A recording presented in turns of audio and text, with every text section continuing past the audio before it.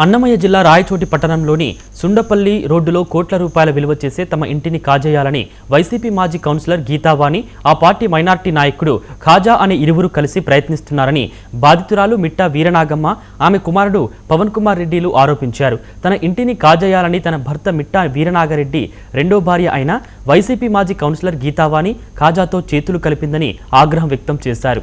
తాను ఇంట్లో ఉండగానే కొందరు వ్యక్తులు వచ్చి తన ఇంటి తాళాలను పగలగొట్టి ఇంట్లోకి చొరబడి ఇల్లు ఖాళీ చేయాలని, లేకుంటే అంతు చూస్తామంటూ బెదిరించారని వాపోయారు. తమపై దౌర్జన్యానికి పాల్పడి భీభత్సం సృష్టించారని బాధితురాలు కన్నీటి పర్యంతమయ్యారు. తమకు రక్షణ కల్పించి న్యాయం చేయాలని పోలీస్ స్టేషన్కి వెళ్తే పోలీసులు కూడా తనకు న్యాయం చేయకపోగా కబ్జాదారులకే వత్తాసు పలికారని బాధితురాలు ఆరోపించింది.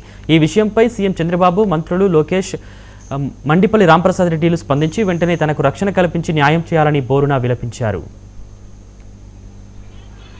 నేను 25 ఏళ్ళుగా నా బిడ్డలను చిన్న వయసులోనే నేను ఎన్నో కష్టాలు పడి కోర్టుకు ఎక్కిన. నా మొగుడు నన్ను అన్యాయం చేసినాడు. నా మొగుని పేరు వీరనాగిరెడ్డి, మిట్టా వీరనాగిరెడ్డి.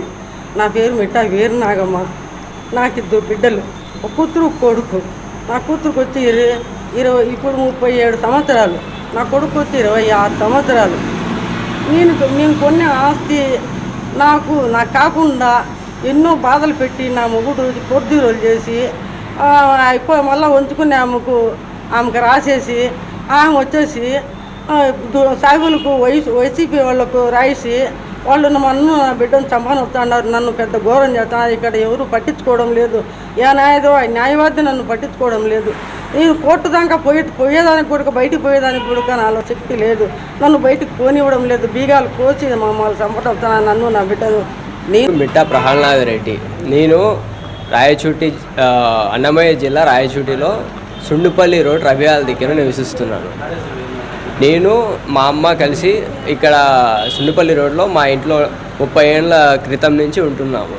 మిట్టా గీతావాణి అనే ఆమె ఫోర్జరీ డాక్యుమెంట్ తీసుకొని, ఆ ఫోర్జరీ డాక్యుమెంట్ ద్వారా షేక్ ఖాజా అనే అతనికి 2026లో 4వ నెలలో అతనికి విక్రయించింది. ఈ ఇంటిని విక్రయించినట్టు ఫేక్ డాక్యుమెంట్స్ తయారు చేసి అతన్ని మా మీదకి ఉసిగొలిపి నిన్న నైట్ వాళ్ళ మనుషులు 10 మంది తాగేసి గంజాయి తాగేసి తాగుడు బుతలంతా పిలుచుకొని వచ్చి ఇంటి గేట్ పగలగొట్టడానికి ట్రై చేసి, ఆ తర్వాత మేము దొరికితే మమ్మల్ని చంపేయాలనే థాట్.